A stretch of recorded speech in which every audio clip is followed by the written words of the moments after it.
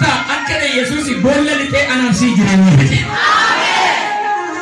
Ina amantaa haati goota barruu mada haati goota cinaacha mada haati goota du'ee jennaan tortoruu dide haati goota boolla lixee dhalootaa jireenya fide goota boolla lixee warra rasitaan sukanaa jireenya fide amin jedhe goota boolla lixee warra rasa waaqessu kanaa jireenya fide Yesuutti deebi'a qalbiin koo sammuun koo ergasii wajjin karaa bu'e goota koon yeelallisa isaanaaf jedhee fannoo irratti du'e ati goota barruu mada ati goota cinaacha mada ati goota du'ee tortoruu dide ati goota boolla lixee warra arra boonu kanaa jireenya fide. Amin jedhika ati jireenya qabda namna manooni jireenya qabaanu.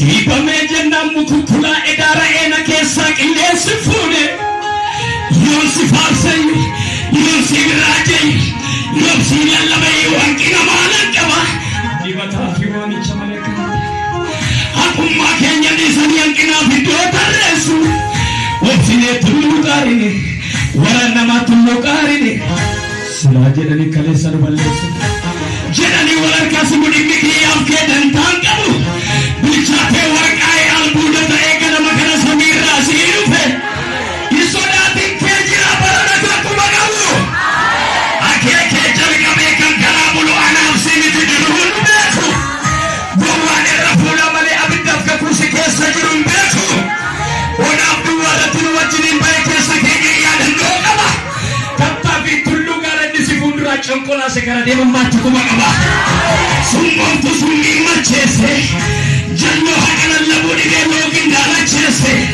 harkisee gidduudhaan dhumaase boojuu bara abbootii isaa mana jaarsan jaartii dhaloota kanaan nu dachaase.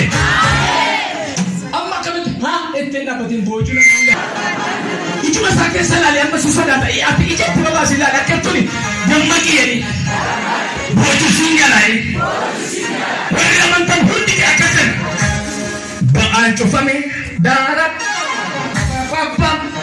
butaan cufame kabaan cufame kibbaan cufame cufaan jiru karaa kee cufaan jiru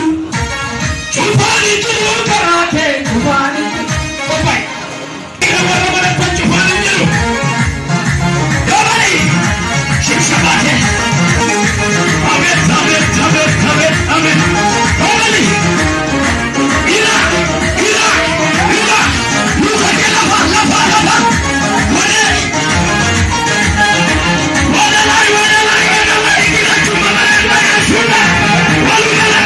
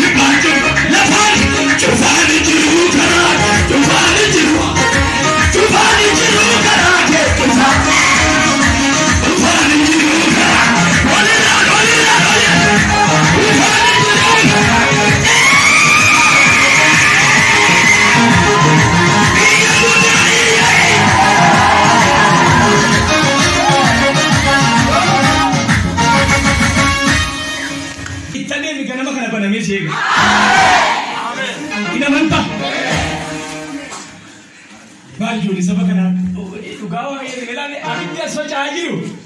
Iya, ada mochi siji singa gud. Firani siji cufam. Nama tijarat tulis cufam. Isa tijib itu nemo bekaman. Amin jadi. Wakayo garu gana makan akhirnya wakayo. Asir ranam banam.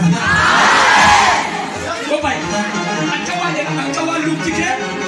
akawal lukti ke bi utubang tidak meti nabadi.